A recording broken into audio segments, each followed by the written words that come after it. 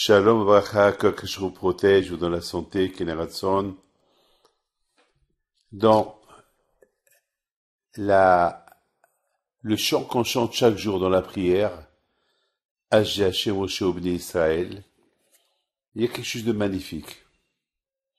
Les Juifs, lorsque ils ont vu le grand ness de la traversée de la mer, ils étaient tellement impuissants devant eux-mêmes de ne pas réclamer leur joie. Parce qu'ils ont vu tous les Égyptiens qui leur ont fait du mal, ils étaient morts dans la mer. Parce que chaque Égyptien est parti avec Paro pour récupérer leurs esclaves. Et Akash Baruch Hu, lorsqu'il a permis les Juifs de traverser la mer s'est coupée, et les Juifs étaient de l'autre côté. L'Égyptien, Hachem, il leur a endurci le cœur pour qu'ils suivent les bénis d'Israël, et lorsqu'ils étaient, les Juifs, de l'autre côté de la mer, et maintenant les Égyptiens, ils étaient encore dans la mer, Akash Baruch Hu, il a fait tomber l'eau sur eux, il les a tous fait noyer. Alors, ils ont commencé à chanter avec Moshe Rabbeinu. Et ils sont devenus tous des prophètes. Tellement qu'ils étaient, vous savez que les prophètes, ils ont la prophétie lorsqu'ils sont heureux, lorsqu'ils sont contents. Ça n'existe pas un prophète qui est triste qui peut être prophète. On raconte sur Abraham Pinto, une fois il était un peu triste, alors il pouvait pas, il voyait rien du tout. Abraham Pinto était presque prophète, il voyait l'avenir et tout. Et lorsqu'il était heureux et content, là il disait tout. Et c'est connu que la névoie, la prophétie, elle vient uniquement lorsqu'il y a la joie. Lorsqu'il y a la joie. Il y a pas, vous savez que le bon Dieu déteste quelqu'un qui est triste. Parce que qu'il est triste, c'est qu'il a le manque de émouna et le bitachon en Dieu. Quelqu'un qui est content. Alors, quand Hachem me dit, c'est qui le Ezeo Asher, c'est qui le riche, c'est pas le milliardaire qui a des milliards. Parce que plus qu'il a de l'argent, il peut être malheureux. Mais c'est qui le riche? Celui qui se contente de ce qu'il a. C'est ça la richesse. Ezeo Asher, à sa mère, la richesse, elle vient pas avec l'argent. La richesse, elle vient avec la joie. C'est ça. On connaît beaucoup des gens qui sont riches, mais ils sont tristes, ils sont malheureux. Il y a des gens qui sont pauvres, ils sont heureux. Lorsque Israël, ils ont vu le grand miracle. Là, tout le monde a commencé à chanter. Moshe Rabbeinu a commencé, eux, ils l'ont suivi. Ils n'ont pas... D'où ils ont appris le chant que Moshe Rabbeinu a chanté? Eh ben, eux aussi sont devenus prophètes. Et c'est écrit, Sos Varechovo Ramabayam. C'est écrit que les Juifs, ils étaient tellement dans leur joie, c'est qu'ils ont commencé à chanter. Qui chante? C'est celui qui est content. Celui qui est triste, il chante pas. Mais là, ils ont chanté un chant de joie avec Moshe Rabbeinu. Et ils ont dit, merci Hachem, que tu as englouti et le chevalier et le cheval. Vous savez, il y a le cavalier et il y a le cheval. Alors, il y a une question qui se pose. Pourquoi Akash Baruch Hu, il a puni le cheval aussi? Je comprends qu'Akash Baruch Hu punit l'Égyptien, parce qu'il a poursuivi les Juifs. Mais le cheval, qu'est-ce qu'il a fait? Les Juifs, ils chantaient. Et le cheval et le cavalier, ils ont été emportés par la mer. Qu'est-ce qu'il a fait le cheval, le pauvre? Mes amis, nos sages, ils disent la gravité de quelqu'un qui l'aide quelqu'un à fauter. Par exemple, moi, David Pinto, si je veux fauter, et je pousse un autre à fauter avec moi. Ou bien, j'aide quelqu'un à faire la faute. Moi, je faute pas, mais, par exemple,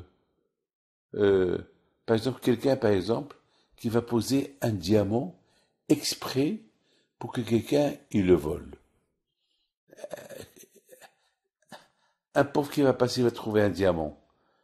Et ça va être dur pour lui de ne pas être tenté, de ne pas voler. Il va voler. Donc la faute à qui? Ben, la faute celui qui l'a tenté. Alors il y a celui qui vole, il y a celui qui l'incite à la faute. Ah ben, celui qui incite à la faute, lui aussi il faute. Alors c'est ce que Hakhamim ils disent. Les commentaires ils disent que l'Égyptien il a fauté, mais qu'a été l'Égyptien arrivé à son but? C'est le cheval. Le cheval, il a aidé l'Égyptien à fauter. Alors que je crois qu'il a puni. Et celui qui a fauté, et celui qui a aidé à l'Égyptien à fauter, qui est le cheval. Alors moi je me suis posé une question. Mais le cheval, il n'a pas de chokma. Est-ce que le cheval, il parle? Le cheval, tu traînes le cheval à aller à la guerre. Tu le traînes, tu l'entraînes. C'est pas de sa faute. Est-ce que vous avez vu un cheval qui faute? Non. Un être humain, il a la sagesse, et lui, il peut fauter. Mais pas un cheval. Un cheval, il ne sait pas fauter. Comment voulez-vous que le cheval, il faute? Est-ce que vous avez vu un cheval qui va fumer Shabbat ou... Non, et le cheval, il fait il va selon...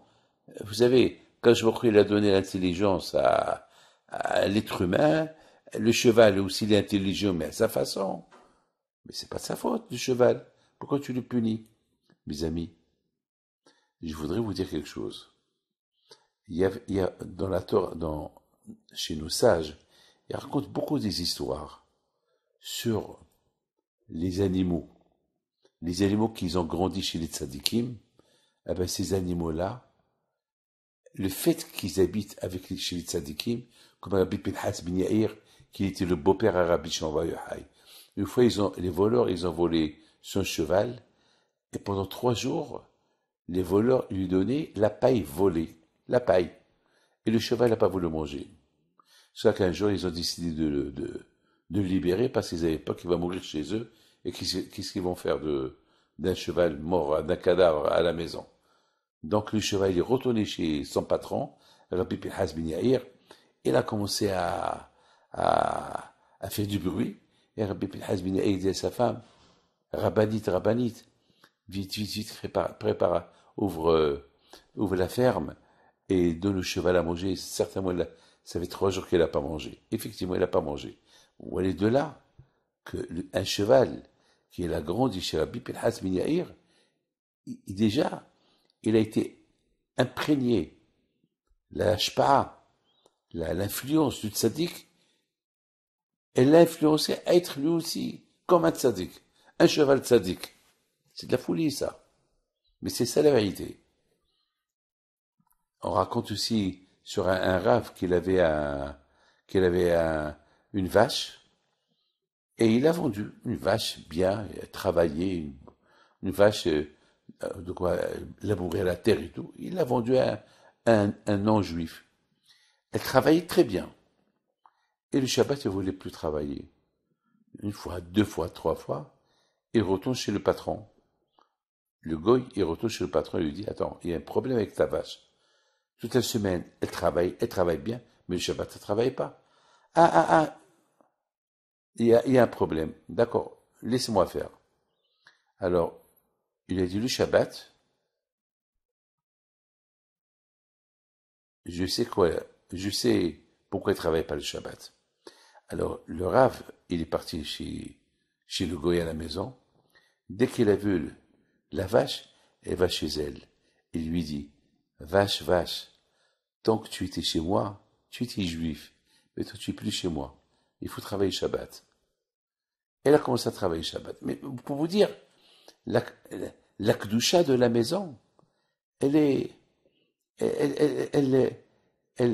elle peut aussi influencer même les animaux.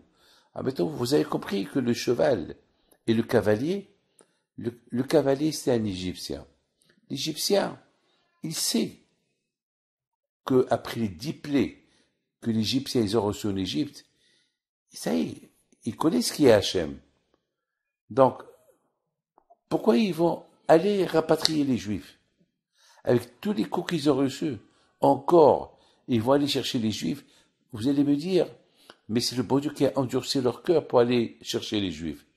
Mais pourquoi Hachem il a endurci leur cœur pour aller chercher les Juifs? Parce qu'eux, ils voulaient.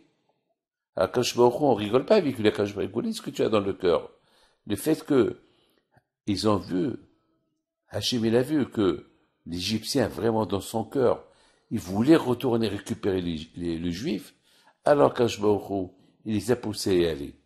Alors, le fait qu'ils sont partis avec le cavalier, il court. Alors, le cavalier, il a influencé de son influence sur le cavalier. Donc, ça s'appelle que le cavalier, il a aidé, il a été influencé par l'Égyptien, et le cavalier et le cheval, il a aidé l'Égyptien à arriver à là où ils sont les Juifs, alors qu'Ashur les a punis tous les deux. Mes amis, je me rappelle, au Maroc, les chats, le Shabbat, il y avait plus de chats le Shabbat dans les maisons juives que toute la semaine. Parce que le Shabbat, il y a le Mélah, il n'y avait que des Juifs. On voyait que les chats, ils venaient de tous les côtés. De tous les côtés du Shabbat.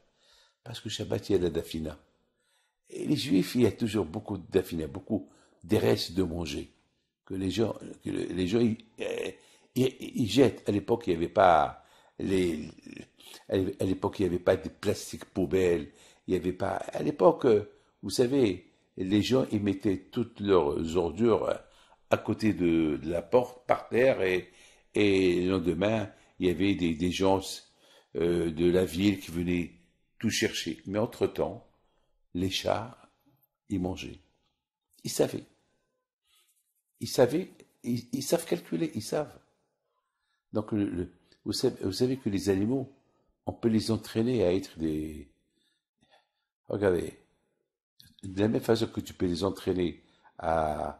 Comme qu'il y a dans les cirques, on entraîne comment ça s'appelle, les lions à sauter d'un endroit à l'autre.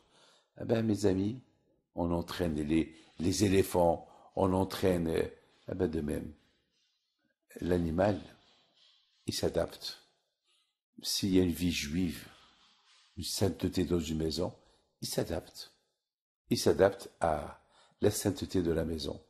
Il y a beaucoup des histoires de Rabbi Pinhas bin Yair alav shalom avec les animaux. Donc voilà. De là, on voit que si l'animal, il peut être influencé par un tzaddik, la plus forte raison, un être humain qui peut être influencé par un tzaddik. Que Hachem vous protège et vous donne la santé. Baracha v'atzlaha. Amen.